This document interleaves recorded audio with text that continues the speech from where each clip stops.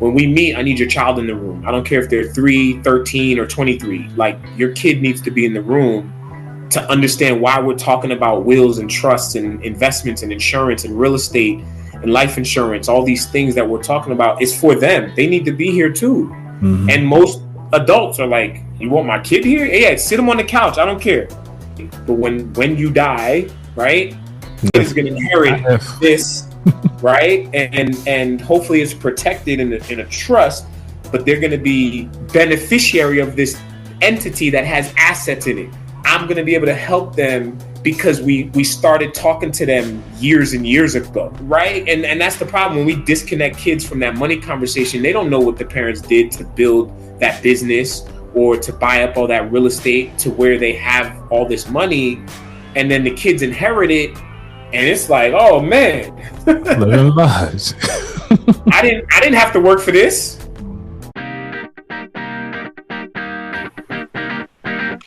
Welcome everybody back to another exciting show of the About That Water podcast. And yes, I say exciting because I know it's exciting because I always want to be exciting, and you're excited to be here with me. I'm excited to have somebody here who is really excited to helping communities of color help understand how they can build wealth and utilize the right tools and strategies to keep it in their families for multiple generations. And his name is Chike. How you doing today, Chike? I am blessed, brother. Appreciate you, man. I'm glad to be here. I'm honored and I'm humbled and I'm ready. Hey, let's go. So, obviously we talk about the people of color. It's usually the communities that we grew up in, not so much that we are a different color, but I always say like the communities really help mold most of us into who we are today. Yeah. Yep. And I agree with that. Yeah, and talking finances was really tough. And usually it was like, hey, stay out of grown folks' business. Hey, this, like I said, in my community, that's how I was growing up. You get popped in the mouth right quick. You need to go there and play with the kids. We ain't talking money right now. Yeah, it's adult business. and you know what? I truly believe, thank God for my pastors to help me understand that our parents did what they could, what they had, and their parents did that to them. They did that to us. And so it's almost like, okay, that they did that. I know now, I could have learned earlier because they do it. They talk about it at a young age, My thing is, I have no problem with telling a kid, no, you can't have that, or no, we ain't got it. That's it. Then let's take the next step and let's sit down and explain to them and show them why we ain't got it. Now that part is usually skipped. And I think that's where we're missing the connection, helping kids understand like, okay, well, these are the family bills. This is our rent or mortgage. This is our food bill. You and your sister eat a lot. This is our transportation. This is what me and mommy bring home. And after all said and done, what's left, we give, we tithe, we try to save it. And what you're asking us for, let's call it PS5 or something, PS6, whatever number they on, $1,000. Yep. And that's more than what we have left at the end of the month. So how do you propose we give you this? We want you to have it. We love you, but we ain't got it. And this is why we ain't got it. So I think, and then now you're giving that child the knowledge of, okay, wow, my parents make money, but they are paying for a lot of stuff. Yeah. And wow, me and my sister do eat a lot. And wow, like things like that. And now they can back off and say, you know what, I ain't gonna ask y'all for nothing ever again. Or next level is, well, mom and dad, is there something I could do to help bring money into the house? That part, yeah. Do I need to get a foldable table and some chairs and some plastic cups and some lemons and a pitcher? And do you need me to go out and bring $60, $80 into the house? Mm-hmm. You want me to go pick up the trash for the old folks, the senior citizens in our community, and they give me $5-10 each? Whatever that looks like, I know too many stories of 8-year-olds and 10-year-olds and 12-year-olds and 5-year-olds that are doing stuff from this, using this, helping their community and making $50, $100, $200. And now you're giving that child the opportunity to say, well, I want to help. I know I'm asking for stuff and I want to ask for stuff, but I want to help. Yeah. we're robbing them of that when we're just saying like, no, we ain't got it. Go over there. And usually you can tell the difference between the parents who actually had that conversation than the ones that don't. Absolutely. Because the ones that had that conversation, you'd be like, you know what? Oh, your shoes are dirty. Nobody cares about your shoes or care about your appearance because they already had that problem. It's like, oh, well, that family had other things that's going on that we don't understand. Right. So they actually, and some people don't allow the children to actually have those conversations. They understand. I mean, I was a teacher. Like, you know, like in the background. Yeah, they know. And they know when their parents are stressed about money or feeling anxiety around money. They know that. They can feel it. So when you try to hide it, they already know. Don't try to hide it. Like, talk about it. And now you're creating an environment where they feel like they can come to you for other stuff, about other stuff that ain't got nothing to do with money. Right. You know, and I wish my parents had did that. They didn't. I learned the hard way, you know. Yeah. But that's something that I challenge my clients. Say, hey, when we meet, I need your child in the room. I don't care if they're 3, 13, or 23. Like, your kid needs to be in the room to understand why we're talking about wills and trusts and investments and insurance and real estate and life insurance. All these things that we're talking about is for them. They need to be here too. Mm-hmm. And most adults are like, you want my kid here? Yeah, sit on the couch. I don't care. Like, take me off Bluetooth, put me on the speaker, and let's have a family meeting. And so a lot of the work I do is with families. And so I expect to be their kid's first financial advisor, right? I'm your financial advisor now. That's great. But when you die, right, your kid is going to inherit this, right? And hopefully it's protected in a trust, but they're going to be beneficiary of this entity that has assets in it. I'm going to be able to help them because we started talking to them years and years ago. Right. So they know the work that you've done to accumulate and amass this wealth. They're not just going to blow it on a penthouse and a Ferrari, right? And that's the problem. When we disconnect kids from that money conversation, they don't know what the parents did to build that business or to buy up all that real estate to where they have all this money, and then the kids inherit it, and it's like, oh man, living lives. I didn't have to work for this. Mm-hmm. I've been eyeing that Ferrari for a minute. Let me. And the cool thing about that is, like, you can tell how people operate with money when they get it for free versus the ones that they work with it. Because look at the stimulus check when everybody got that joint. Man. Like college refund checks, bro. Yeah. You know, downtown Newark, New Jersey, there was a certain point where the spring hit, got refund checks. Everybody downtown at Dr. J's getting the jerseys and kicks and you know, like, we know, you know, that's what I spent my first credit card money on was throwbacks. See, the first thing I would remind my credit card money on was rings. I had a lot of pinky rings. I just like pinky rings. Nice, like Praz from Fuji's. Right, that's crazy. So, you know, you're talking about bringing on these different tools and everything like that. So let's break it down a little bit for some of the parents that are listening right now. What tools can they do, or conversations should they start having with their kids at this point?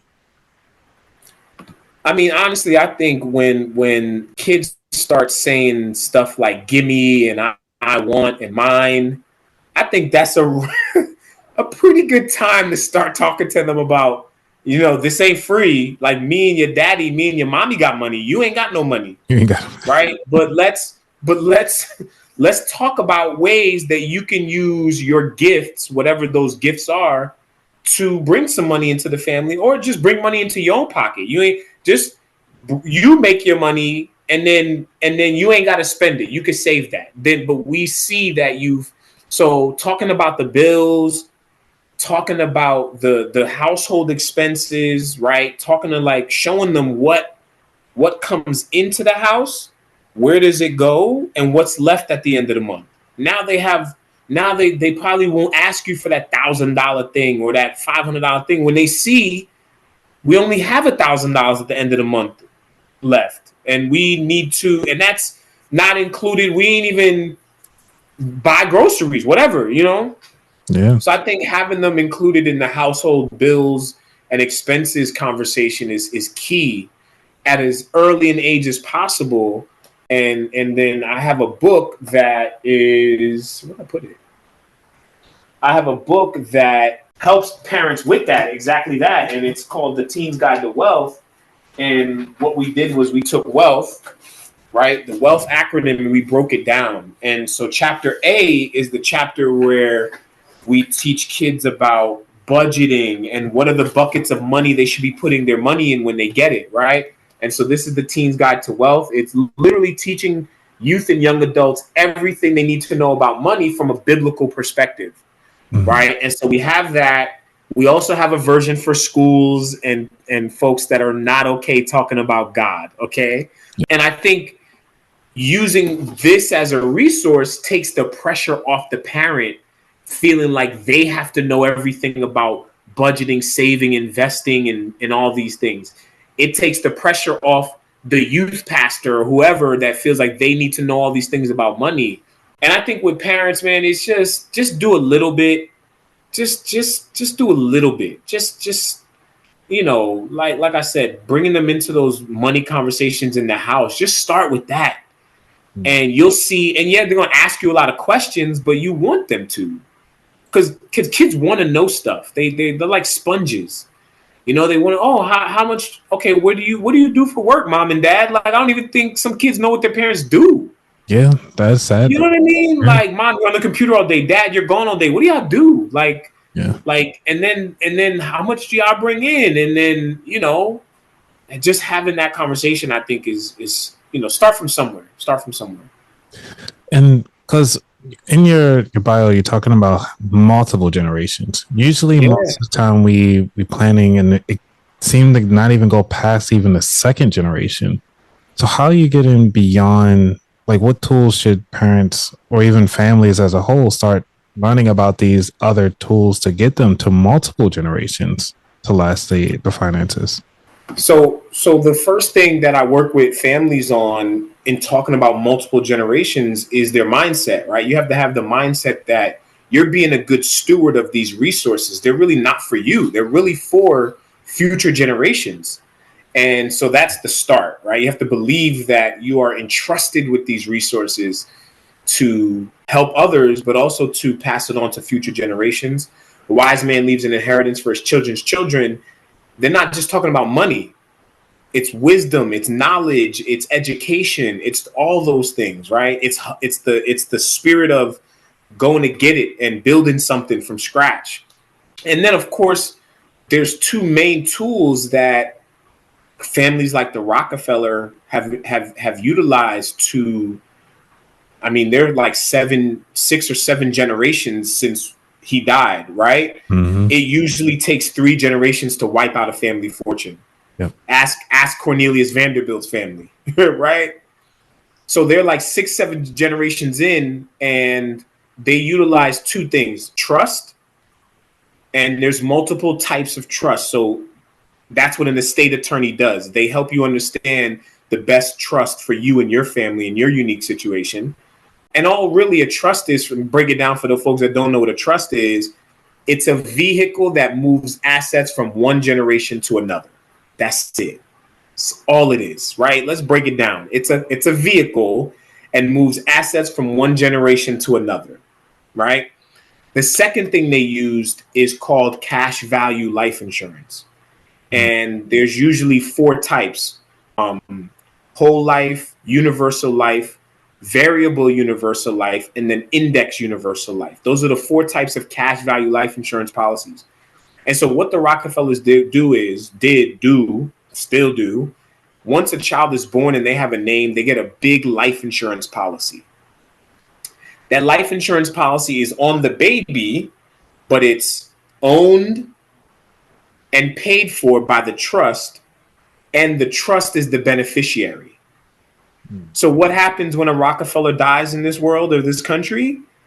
The trust gets a one-time tax-free check for the policy amount, and it goes to the trust.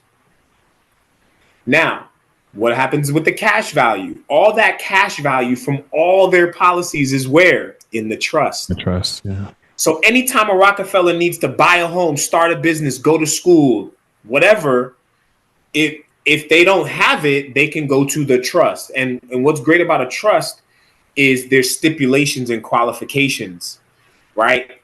You can't just go to the trust and be like, I want my money. No, there's things you got to do.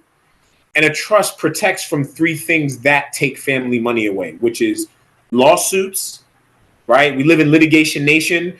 In America, it's the only country where someone can break into your house, trip, break their ankle, and then sue you.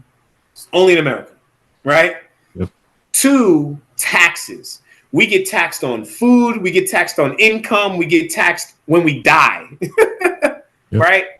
And the third thing that really, what I really believe what happened with Cornelius Vanderbilt's family is family members with horrible spending habits. Right? They can't access that money if they haven't done what they need to do to access that money. And so the cash value life insurance, the cash value is in the trust. Every time a Rockefeller dies, the tax-free check from the insurance company goes back to the trust. So the trust is always being replenished with money. Right? And those are the two things that and so with those two things, the Rockefellers had the entire family in the room talking with the trust advisors, the financial advisor, the tax advisor, and the estate attorney. All on one accord. And that's the one thing we got to do better at, is being on one accord. We had brothers back in the day that we were following, Malcolm, Martin, Medgar.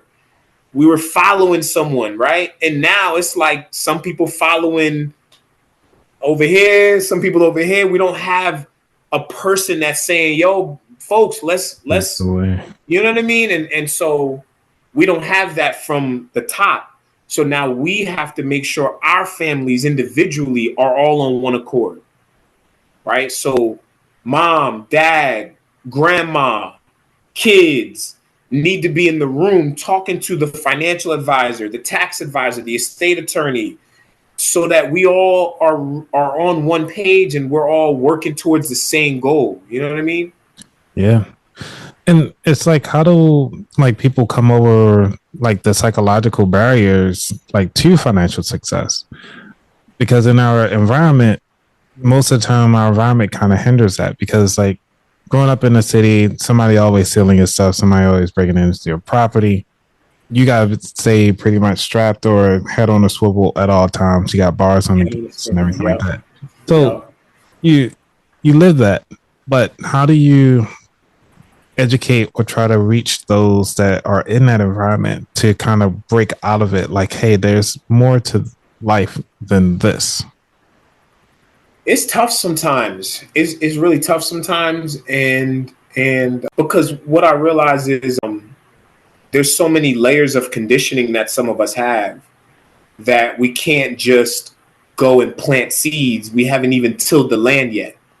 We don't even know what level of conditioning the person has that I'm working with, right? So I like to have conversations around their money mindset. Are they thinking that because Jeff Bezos and Warren got all this, I can't have what I want? Or do they think there's enough for everybody? It just so happens to be in a few hands, but I can still get mine, right? Mm-hmm. So it's like lack or abundance mindset. Where are you at? How did you grow up with money, right? In college, when in elementary school, in high school, now as an adult, what are your money mindsets? What are the things you're listening to? What are the people that you are hanging around saying about money? Right? Because if you're hanging around people that are like, oh man, Jeff Bezos got another billion, man. Ah man, they got it all. And you over here agreeing with it. No, they don't.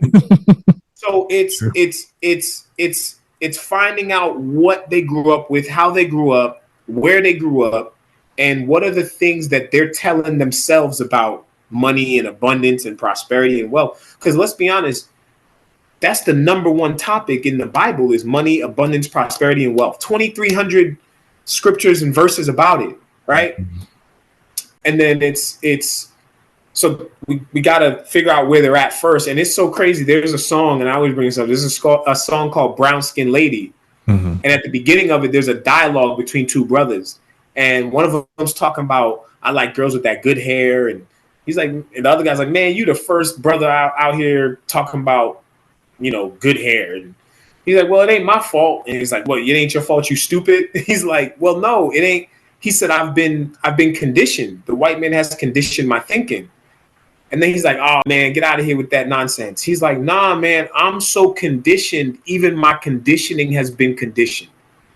Oh. When you think about that, bro, how many people are 30, 40, 50, 60 that have been conditioned so much to believe that you ain't nothing, you ain't a full man or a full woman, you'll never have what you desire.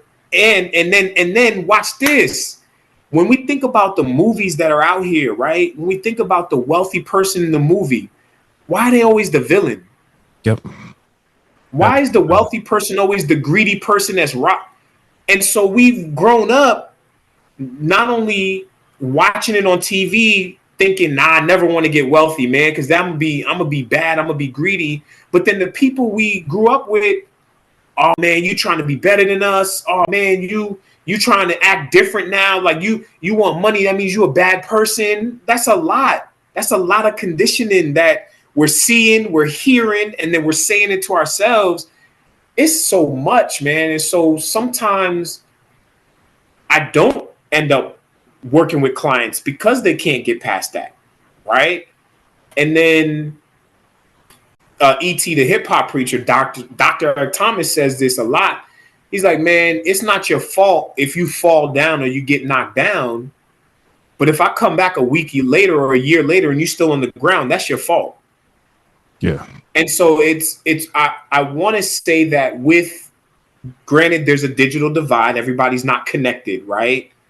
But with so many different podcasts like yours and even like Steve Harvey on the radio talking about money and wealth and abundance, there's so much media and stimuli that at some point, if you want to learn, you have some way of learning it for free, even if it's on YouTube at the local library, if you still got one of those, right? If there's a library in your neighborhood, you can go on a computer and use YouTube and look up wealth affirmations and wealthy people, how to get wealthy. There's so much information more now than there was when we were younger. I almost feel like you gotta want it first. And once you decide you want it, then you can, you know what I mean? Then you can go find it. But like, if you still listening to these rappers that ain't talking about nothing and just flashy things and all that, then you probably are not the type of person that is ready to think abundantly that you can have it. Yeah, they got it, but I never have it.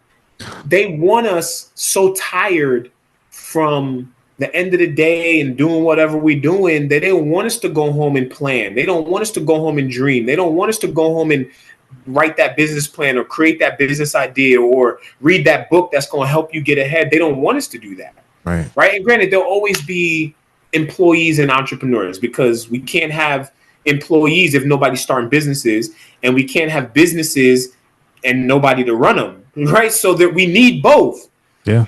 But I think there's a difference, Uncle Myron, Dr. Myron Golden. There's like a talent is something we're born with. A skill is something that we can acquire. Yeah.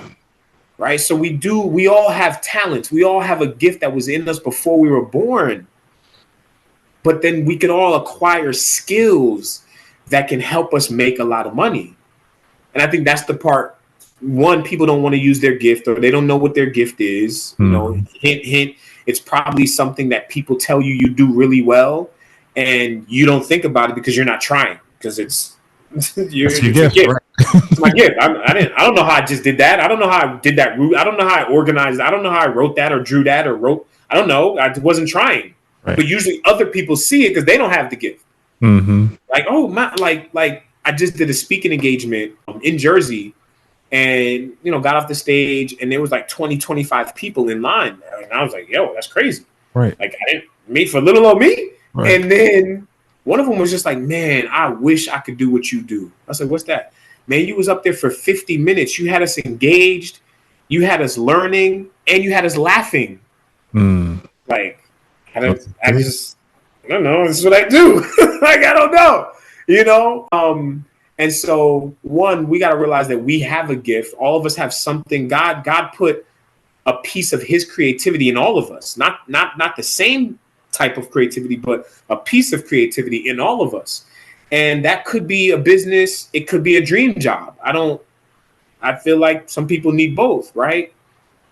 But at some point, the individual has to want better for themselves. And they have to there's always two things I tell a client that they need to do something. One, they have to be uncomfortable enough in their current situation to want to do something. Yeah. The second thing is they have to be comfortable enough with the person that's helping them. If either one of those is missing, they're not going to move, right? Because if someone loves me and they're like, oh, I want to work with you, but they're comfortable where they at, we can't work together. Right. And it's the same thing with the I guess they say when it comes to fitness instructors, the hardest thing for a fitness instructor, what they fighting against every day is a couch. And a couch does nothing but just sit there. But it's in their environment. Yeah. But yet it's the hardest thing that every fitness instructor has to deal with. Yeah. Yep. And so that person has to be uncomfortable. Like for me, like I was uncomfortable at the weight I was at. I wasn't comfortable having all these tattoos and no muscles underneath them. Like I was like this is crazy. So I got so uncomfortable with having no muscles under my tattoos that I was like, finally, I need help, babe. Like I'll tell my lady, I need help, babe. Can you help me gain weight? So that little chicken thing that you had actually blew up to like I got like a phoenix now, right? But I had to be comfortable with the person that I asked for help. Yes. And then I had to do the work that they told me to do. But first I had to be so uncomfortable with where I was at that I'm like, nah, I got to do something. This is not. And whether you're on the side I was on or you're on the other side and you're trying to lose, either way, you got to get uncomfortable. Like you got to know that, like those people that like see a staircase and be like, oh man, like you got to be sick of that at some point. You know what I mean? Yeah. Because I was looking up some of these quotes because I heard this recently, which is people never rise above their opinion of themselves. And I was like, really? So it's like, how do you change that opinion of themselves? And like how you say, it has to click, but all we can do is continue to drop the seeds until one of them fits your soil. That's it. That makes sense. That's it. You gotta till the land and plant. But even when a farmer plants a seed, he don't just be like plant the seed and leave it and be like, all right. He has to keep watering it. So it's that constant, hey, motivation, inspiration, whatever it is, and then you're watering that seed that you planted in that person's head. And so, that's why I like to most advisors don't meet with their clients more than 4 times a year. And for me, I'm like, nah, like some clients need a monthly check-in. Yeah. Hey, so-and-so, if it's an email or a phone call or a text, hey, so-and-so, how's it going with that spending plan we put together? Right. How's it going with that? How's it going? Right? Anything happen? Anything you want to talk about? Right? And I think that's where people won't necessarily communicate that, but a lot of people need that. Right. And even with the checkups, provide an additional resource because you already know where their goal is going. And I think it's easier to help somebody when they know where they want to go. Yeah.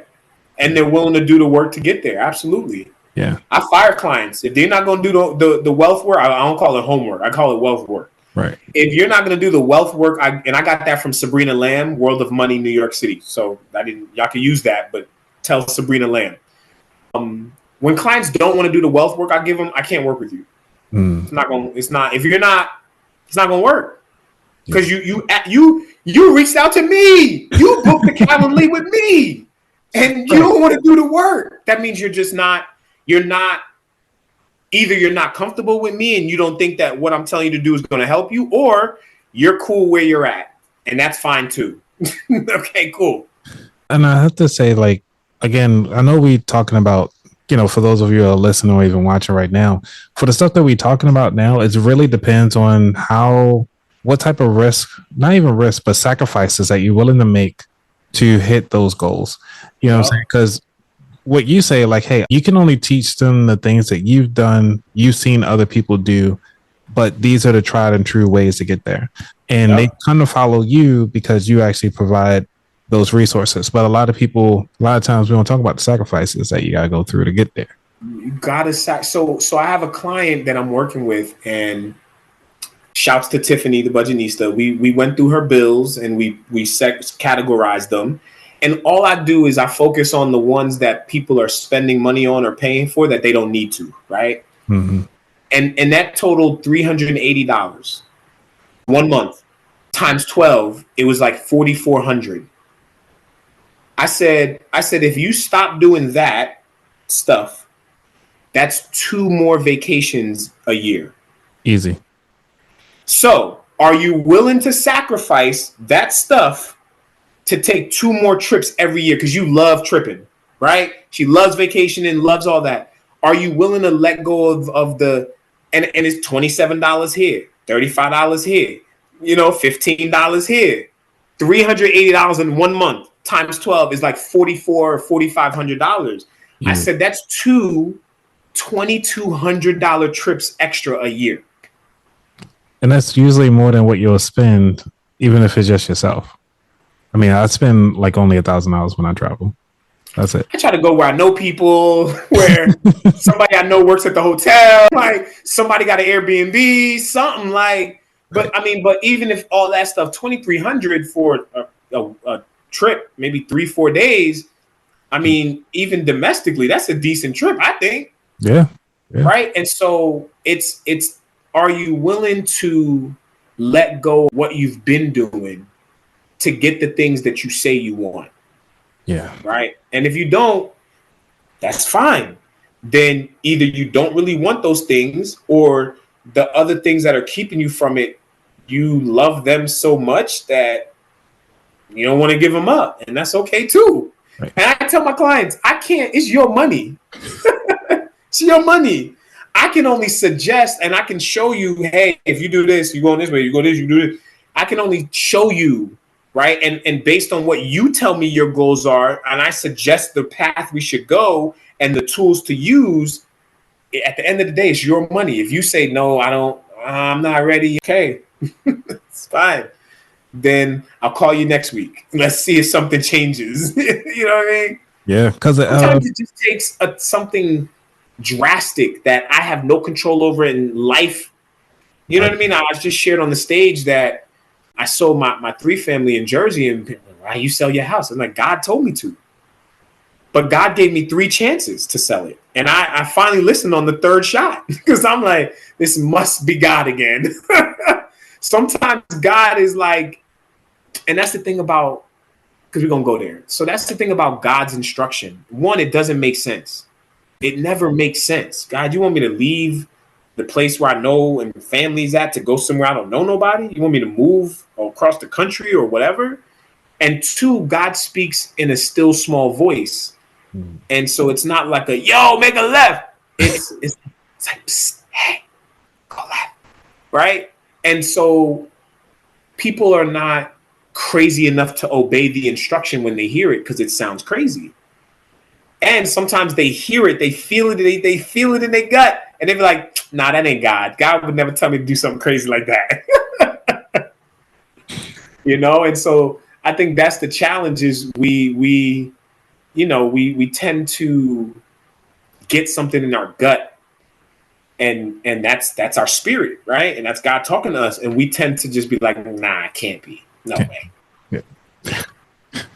So somebody coming out in their journey, what would be your advice to someone who's just starting out? I think soaking up knowledge is good, I just think you have to check the knowledge you're getting and the person, right?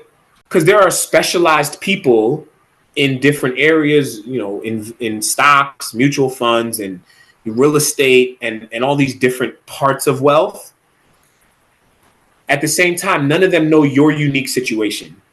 You're just watching them on YouTube. They're talking to you and a lot of other people, right? So I think soaking up knowledge is good, and then taking your questions that you have about what you're hearing to a licensed advisor, not a social media influencer, and someone that can actually guide you and help you with the strategies, the tools, and the products that you need to get to where you want to go, right? And I always tell my clients, every time, if you have a question, write it down, put it in your phone so that the next time we meet, you ask me that question. I like it when clients run out of questions, believe it or not. Okay. Like, I like it when they run out of questions, because it's like, oh, wow, okay. One, I feel like they're educated now.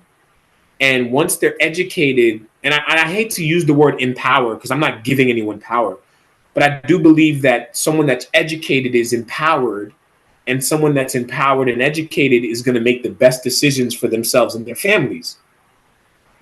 So my goal, educate.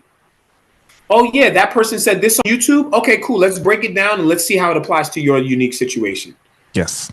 That person said you should buy a 100-unit building. Okay, well, you don't have 100-unit money. Let's talk about 2-family or 3-family or 4-family, right?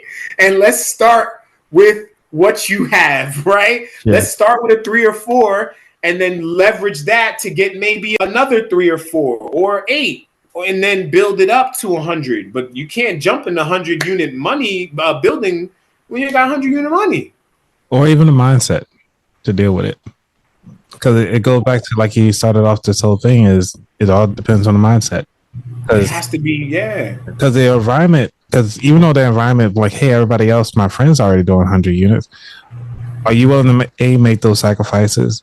We talked about these already, so it's actually lining up. This is great. Full circle here. We talked about the mindset. You have the environment already set up, so that's great. And 3, are you make those sacrifices and just go all in. And if you're not ready on all 3 of those pillars, or 4, however many you need, it's not going to happen. Yeah, and I like to, when they say things like what you just said, like my friend, like I tell people, don't compare. Yeah. Everybody's journey is different. Mm-hmm. Everybody's not supposed to graduate by 20 or whatever. Everybody's not supposed to buy a home by whatever age. Everybody's not supposed to get married by everybody's path and journey is different. Walk your path, right? Live your journey. And it's cool to look at what other people have and say, oh, I like that too. Let me start where I'm at to get to where they're at. And then if I can reach out to that person and ask them how they did it, cool. But don't be like, oh man, I'm so envious and man, I should have what they have. No, you shouldn't. If you should have, you would have, you could have.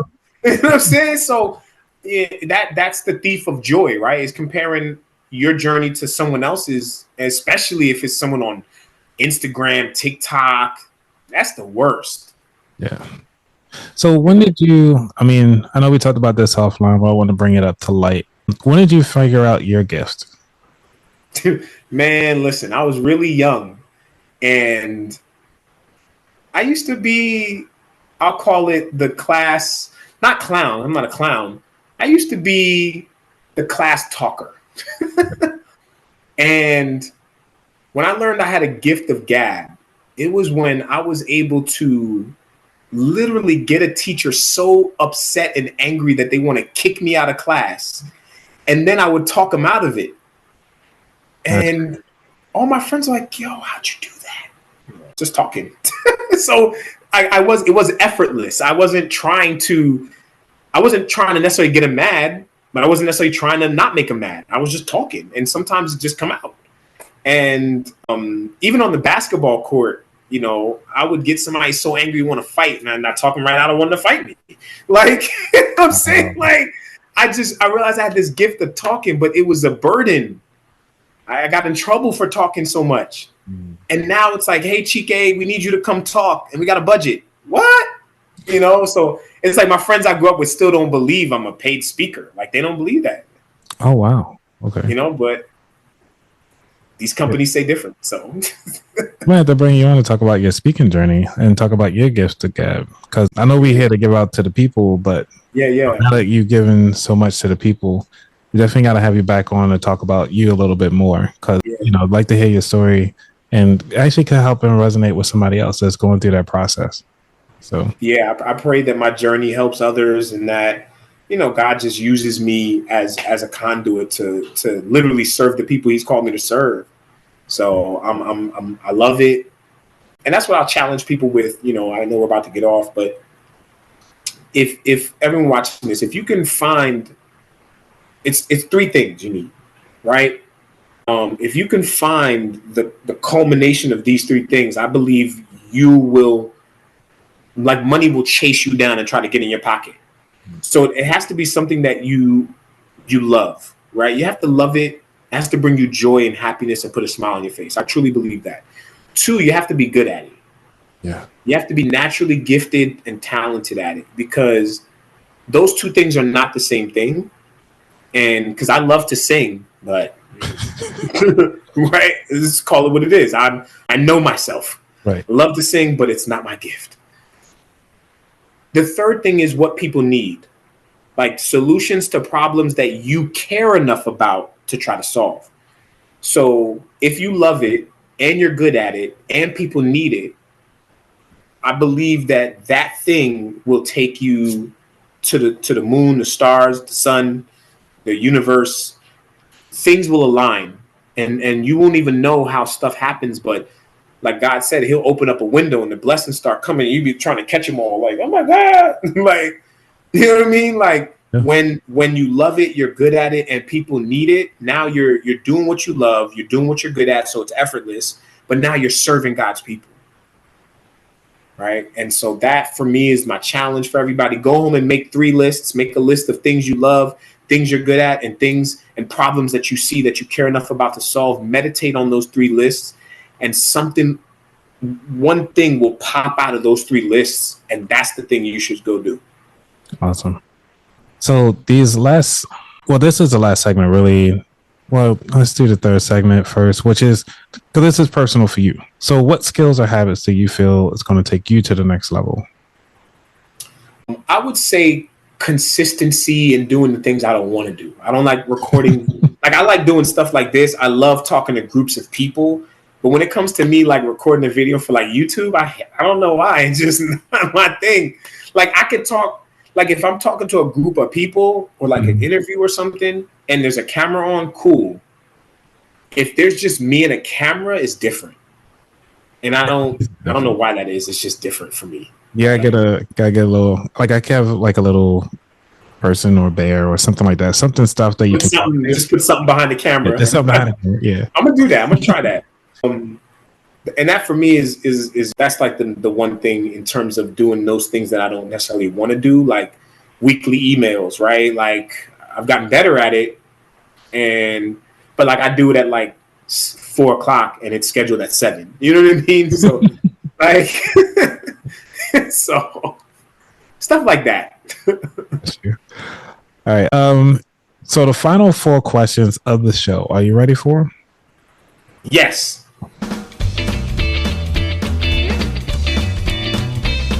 Awesome. Number 1, what does wealth mean to you? For me, wealth means having a healthy mind, a healthy spirit, a healthy body, and having enough resources to do whatever you want without having to ask anybody for permission. And being able to spend time with whoever it is you enjoy, whether it's family, a charity, or whatever. Number 2, what was your worst money mistake? Okay, so my first credit card in college, circa 2001, Newark, New Jersey, right? I wanted a Frisbee and a water bottle, filled out this little thing. 2 weeks later, got this shiny card in the mail, didn't know what it was. Opened it, said $1,000 limit. I said, oh, I'm rich. Right. The first thought in my mind was I can go buy 3 throwback jerseys with this. So I immediately, with friends of mine, took the train from Newark, New Jersey to the Mitchell & Ness store, and I maxed out my first credit card on 3 sleeveless pieces of clothing. Wow. Just wow. I'm sure we got a whole lot of lessons learned from that one. Number 3, what is your favorite financial or non-financial book?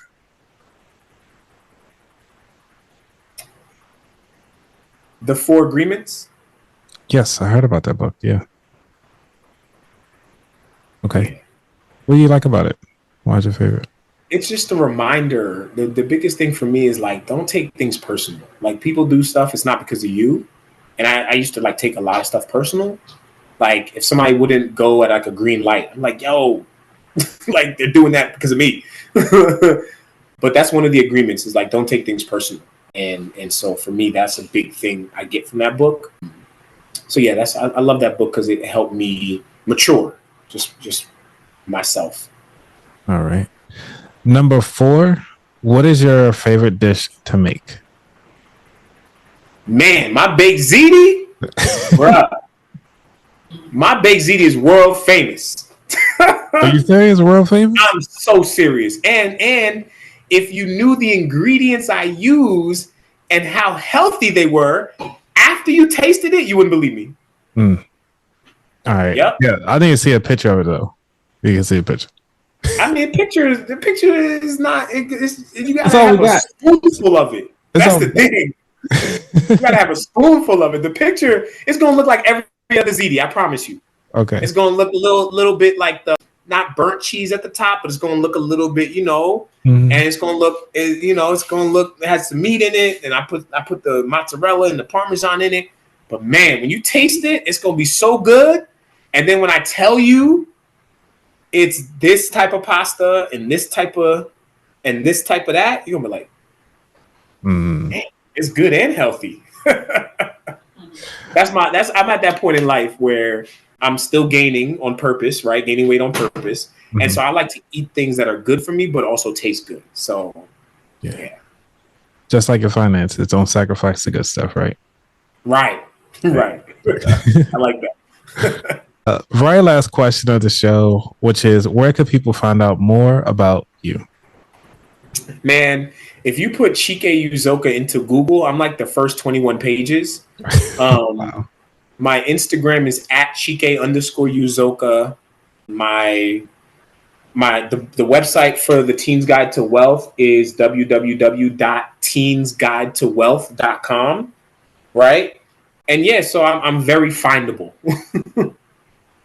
Nice.